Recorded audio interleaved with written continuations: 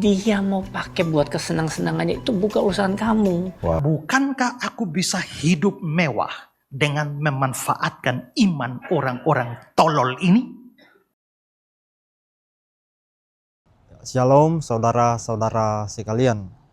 Sebelum lanjut saya perlu memberikan disclaimer bahwa video ini tidak bertujuan untuk memprovokasi atau menyerang pribadi tertentu atau denominasi tertentu, tidak. Ya, tujuan video ini adalah pembelajaran. Kita semua sedang bertumbuh di dalam iman, jadi saya mengajak kita untuk sama-sama mempelajari, ya, membandingkan dengan sehat serta mengambil pelajaran yang membangun iman, ya. Jadi kiranya semua yang menyaksikan video ini boleh menyikapi dengan hati yang terbuka dan dengan kerinduan untuk lebih mengasihi kebenaran. Soli Deo Gloria. Saya perpuluhan pernah nyicil 12 kali. Sebenarnya gini, yang punya gereja, jemaat mindsetnya beda. Punya gereja, buat memuliakan nama Tuhan, tempat bagusin.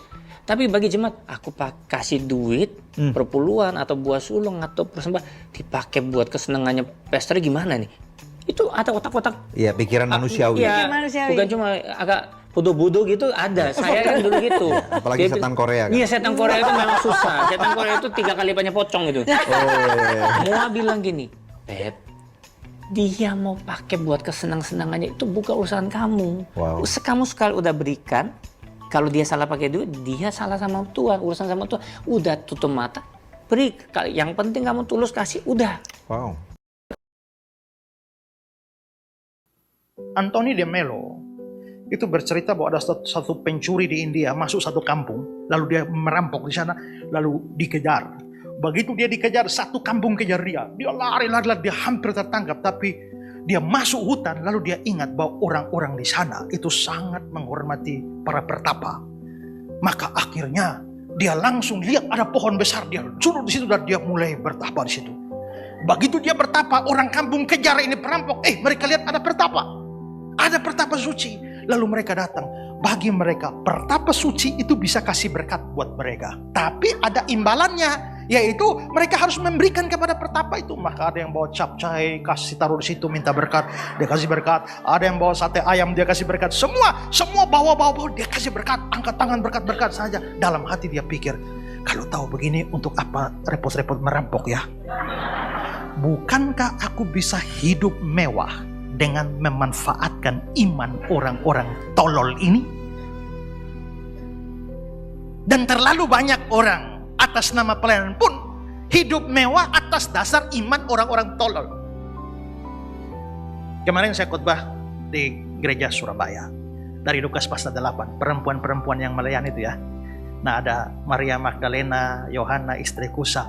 Mereka mendukung pekerjaan Yesus dan para rasul. Lalu saya bilang, salah satu poin khotbah saya, mereka melayani dengan uang. Kenapa? Pertama, karena mereka memang punya uang. Kedua, mereka menggunakan uang mereka untuk apa yang sejatinya disebut sebagai pekerjaan Tuhan. Apa yang Yesus kerjakan? Mundur beberapa ayat, Yesus dan murid-muridnya memberitakan Injil. Kalau begitu, ini pemberitaan Injil sungguh-sungguh. Mereka dukung uang mereka untuk pemberitaan Injil itu. Sementara banyak orang kasih duit mereka banyak, tapi bukan untuk pelayanan yang sejati. Uang miliar-miliar, tapi ternyata dibuang di situ, tapi nggak ada Injil sama sekali. Ketika Benny Hinn datang ke Kupang, KKR 1 malam saja, saya dapat laporan itu habis bermiliar-miliar.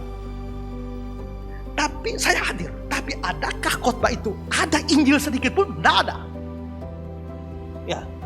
Malah khotbah yang aneh dan menyesatkan orang. Saudara-saudara, kalau di dalam tubuhmu ada Roh Kudus, pikirkan, masuk akal kalau tubuhmu ada Roh Kudus, bisa ada kanker bersama Roh Kudus di dalam?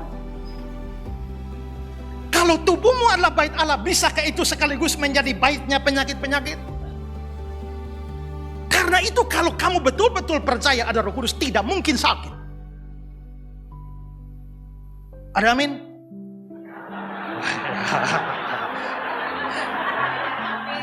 Nah, saudara lihat, saya waktu dengar itu saya menyesal, saudara, ya. Kenapa? Ini duit habis bermiliar-miliar, Tapi tidak ada Injil itu. Tapi banyak orang nyumbang, dipikir ini pekerjaan Tuhan. Makanya, ya saya nggak mau tahu, yang penting saya serahkan itu kan, kalau dia mau pakai secara sembarangan kan tanggung jawab dia. Ya memang sih, tapi kan kamu bodoh. Kan kamu harus tahu bahwa uangmu tuh betul-betul berguna untuk pelayanan. Jadi jangan sembarang asal dukung saja. Menyumbangkan uang saudara untuk sesuatu yang bahkan menyesatkan, itu sama dengan sumbang uang untuk memperlebar jalan ke neraka. Jadi orang kasih persembahan saja bisa saja tidak untuk kemuliaan Tuhan. Nah, di sini kita bisa lihat bahwa yang rohani saja kalau bukan untuk memuliakan Tuhan itu menjadi dosa. Apalagi yang sekuler. Harusnya adalah mau yang rohani, yang kerja sekuler pun semua itu untuk kemuliaan Tuhan. Itu pesan Injil, tapi sekularisme lain. Ya.